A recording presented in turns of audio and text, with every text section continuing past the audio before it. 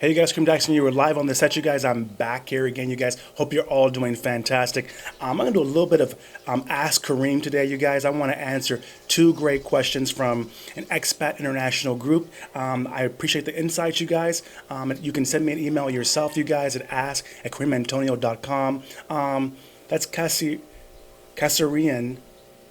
Hope I don't say this terribly, girl. I apologize. Kasserian Angara, she asks, individual perception is relative and all, but I'd like to ask, aside from the bliss you seem to be showing in your description on the photo, I'm meditating in this really great picture. I'm chilling in my front. It's my real life, by the way, sister. It's not actually this perception. I do that almost every day. What is the concise attraction to the Philippines? Cost of living, racial acceptance, and comfort. Okay, let me attack those one by one, you guys. First of all, thank you very much for asking the question. I love to help you guys.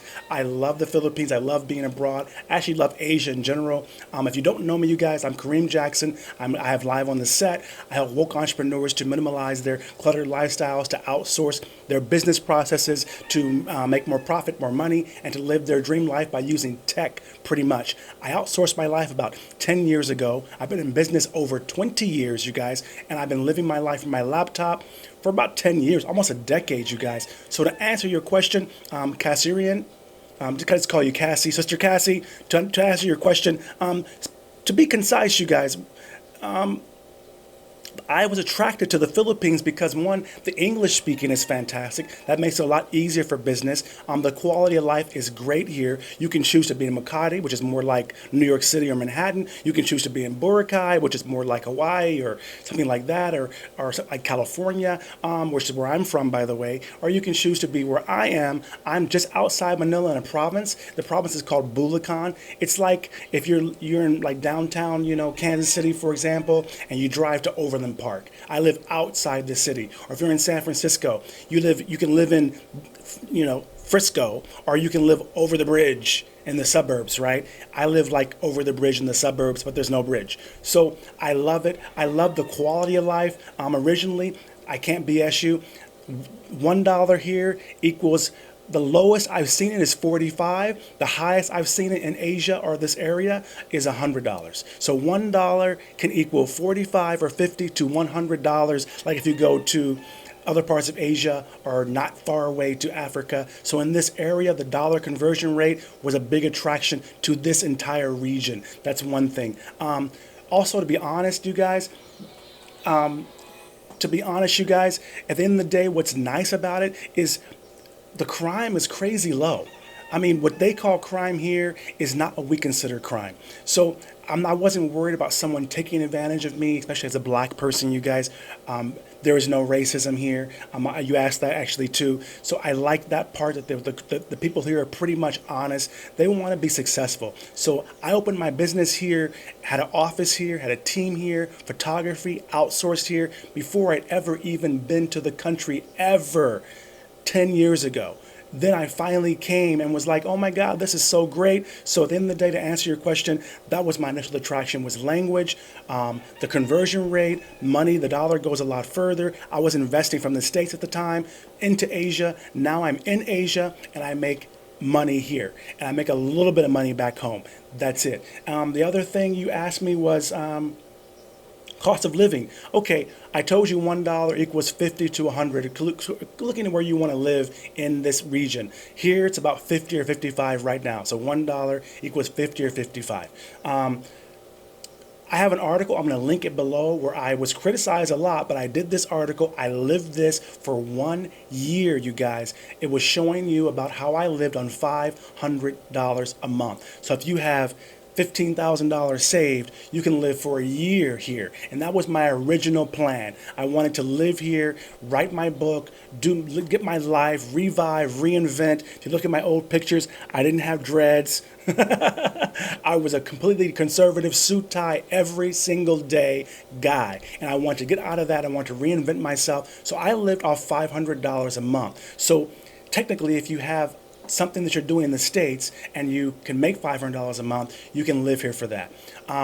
Now, I probably cost me about $1,000 a month. That's including the house that I bought with my partner, the house payment. I have a home here. Maybe they'll show you that below as well. Bought the home.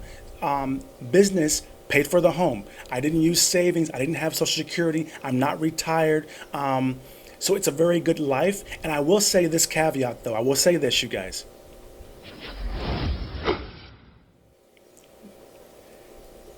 A caveat for you. One, as a black American, you guys, we are top of the food chain. People here have a lot of respect for black Americans. They know that we are the bomb.com. We can make things happen. We can do things, whether you're a promoter, whether you're doing business, whether you're teaching, whether you're like me, you're in media. I do entrepreneurship. I do IT. I do business development. I make websites, things like that. They know we're about it because they look at the news. They see who we are. That's one. But the other caveat, you guys, about living, if you come here, and most blacks don't do this, whites, if you see this, you do this, don't do this. If you come from the States to live in the Philippines, live in the Philippines. Don't look at McDo every day, that's McDonald's. Don't go to nice restaurants here. Don't eat out every day. If you want to be here, and you will save a ton of money. It's much cheaper to live in the province, to eat Filipino food. It's much like black food. They like beef, they like fried chicken, they like gumbo, they like menudo, things like that. They call them caldereta and all that kind of crap, but it's very similar to black food. That's a very good advice for you. If you live here as a Filipino with Filipinos, then you will live very well, very cheap, and very happy, and very minimalist CEO like I do. If you try to bring the American lifestyle here, you're going to live like a foreigner. You're going to be like an expat, and you're going to pay double what you were paying in the States. I'm just going to give a warning to you. McDonald's in the Philippines is double what it is in the States. The dollar store in the Philippines is called the $2 store. Just FYI, because in the Philippines, all of those things are imports. McDonald's is an import.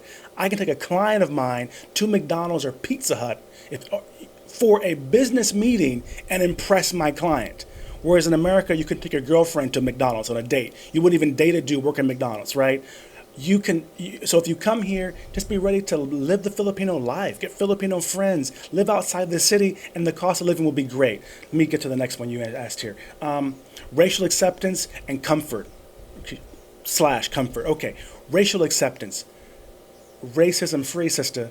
I feel, there's an article I will link also below I did for Black Asia magazine, where it was actually an interview, and they had an article they attached to it where it was the safest place for a black American is Asia. And let me tell you this, we're not niggas here.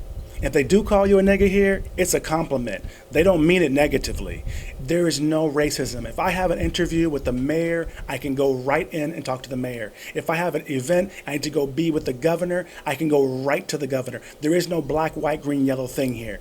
And actually, being a black American in Asia, especially in the Philippines, is probably one of my largest advantages I've had, because they know that we're about it. They see the TV, they know Obama, they know Kobe, before rest his soul, they know us. So when you come here, there is no racism against you.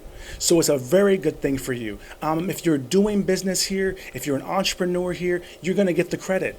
You're going to get the glory of it. And let me tell you this too, about you get into, what's your last? Comfort and acceptance. First of all, you can charge a premium for your time and services abroad. Most business people, white folks in America, are not going to tell you that one, sister. If you're getting paid $10,000, for example, in America for something, you can charge $20,000 here. Fact. Okay? And even if you don't, I like to be competitive. So I actually charge less than I could, because I want to get the more business and just have the clients have more money, for example, right? So what I do, I work about 10 hours a week, girl. Maybe 20 hours a week. That's what I do, especially if I'm focused. I can work 20, maybe 30 hours a week tops and pay my bills, live good, get massage every single week, eat out. I don't live frugally. I have a home. I live good. I have all this equipment. I have an assistant, a butler in my home. I don't cook. I don't do laundry. I haven't done laundry in 10 years. So with comfort, let me get into that. I haven't done laundry in 10 years. I haven't drove a car in 15 years. I have a driver here. If you need to go somewhere, you can get someone. There's Uber now. When I first came, there was no Uber, there was no Grab. They have that now. So from the city, I can just call a Grab. It's so much more awesome. So anyway, if you have more questions, girl, you can go ahead and you can email me directly at ask@kareemantonio.com. That's a really great way to get that.